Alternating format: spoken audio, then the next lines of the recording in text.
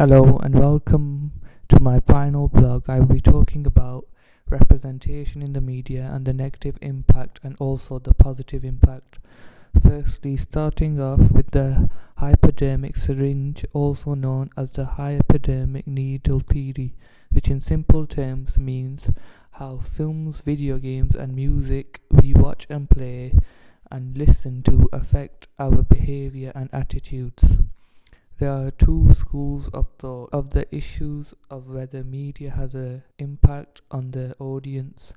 One school of thought, Theodore Adorno, 1930, said media has a negative impact. The second school of thought says we are able to filter and adapt to content in the media, said by Gauntlet. And the uses and gratification theory, people use media for their own purposes. These two schools of thought can relate to the film I have chose because in my film Four Lions it has a lot of sensitive issues such as terrorism and religion. Therefore, in some ways, it can have a negative impact on the viewers. One reason may be because some viewers could get influenced by the bombings and violence and may even start to copy what happens in the film. Another reason would be that the viewers could form their opinion on the particular religion, Islam, which is used in the film, and start to create stereotypes which could lead to tension and conflict if the film is taken seriously. However, on the other hand, this film was released by Chris Morris due to the fact people would not get influenced and form opinions. I shall now talk about the director of the film, Chris Morris, for some of you who do not know much about him. Chris Morris is an English comedian, writer and director. He is known for his black humour and surrealism. Since Chris Morris is known for all of these different things, he is a big personality, and as the film Four Lions is tackling a sensitive issue of terrorism, he would be the only man to try and even create a film about it. He is also a satirist, meaning he likes to make a serious matter humorous. For example, in Four Lions, the thought of people who are planning to bomb a marathon would instantly think it is a serious matter, but yet we see all the men singing, dancing in the moonlight, which is humorous and is a contrast to the realistic element of terrorism. Moving on to representation. In my film, there is a lot of different religions, ethnicities, and male dominance. They are all on show as we see the religion of Islam, and the film consists of 5 British Muslims who are portraying themselves as terrorists. Within the film there is use of both stereotypes and countertypes. Since religion is a very sensitive matter, I think the director Chris Morris has meant to do this as it creates a balance within the film. An example of a stereotype is when the leader Omar is talking to his son and condoning extremism.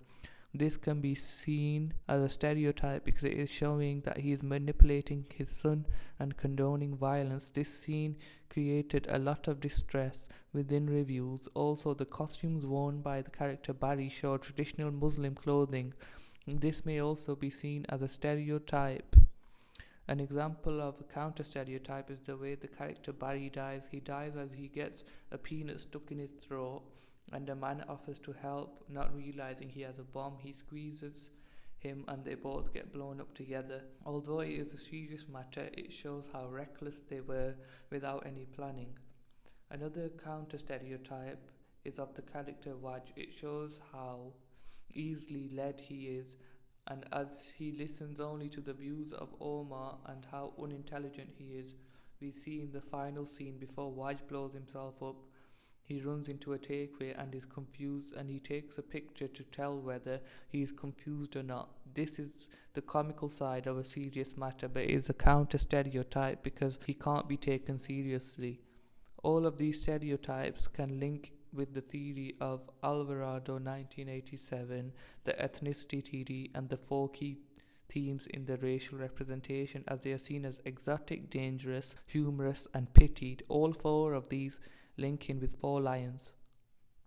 For example, Waj, he is exotic as he is foreign, he is dangerous as he is extremist, he is humorous as he thinks when he blows himself up he is going to be taken to paradise of Alton Towers, and finally he is pitied as he really does not know what he is doing and is easily led by Omar and believe everything Omar says.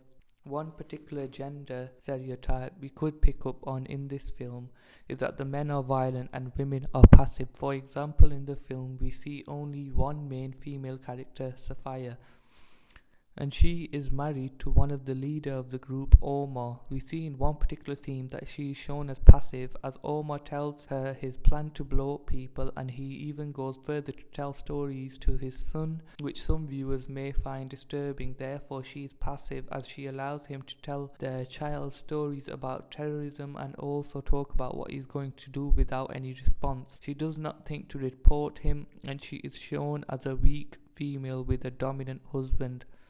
Moving on to legal and ethical, I shall now talk about any copyright infringement and offensive material.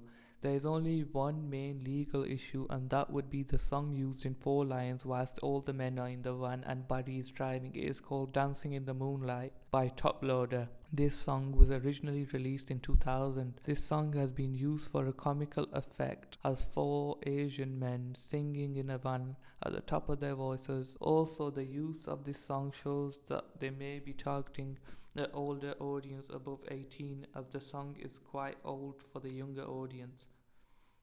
Following on to ethical, in this film there are various ethical issues rising from borderline racism down to religion. They are all sensitive matters, but they are all used in a correct way as they are justified throughout the film. For example, the leader Omar in the film was supposedly to be based on the 7/7 London bombings leader called Mohammed Sadiq Khan, but instead of making him look bad, Morris added a comical element to it and made the character clever and intelligent. Groups who would most likely be offended by this film are Muslims. This is due to the film as it portrays a bad light on their religion. Therefore, people may think that particular group are all terrorists and form opinions, but in reality they are not. Finally, moving on to regulatory bodies, starting off with the BBFC. This means British Board of Film Classification. It quotes on their website that they are independent, non-governmental body which has classified cinema films since it was set up in 1912 and videos and DVDs since the Video Recordings Act was passed in 1984. So taking this into consideration, Four Lions would have to have been checked by the BBFC. So Four Lions BBFC is a 15, making it suitable for 15 years and above. Taking this into consideration, I would say this film is aimed at 15 to 35-year-olds with some sense of humor and action being used, because they would more than likely not get offended and upset by some of the scenes, for example bombing. I'd also like to add this film is likely to be aimed at 75% males and 25% females. I think this because there is use of guns and violence and swearing, so a rocket launcher is more likely to appeal to a male over a female. The age range of this film did not get changed at any time, and nor was the age range different to the US. The film keeps the guidelines set as it has a balance of everything, a serious matter, but the comedy element saves Four Lions from not exceeding the guidelines.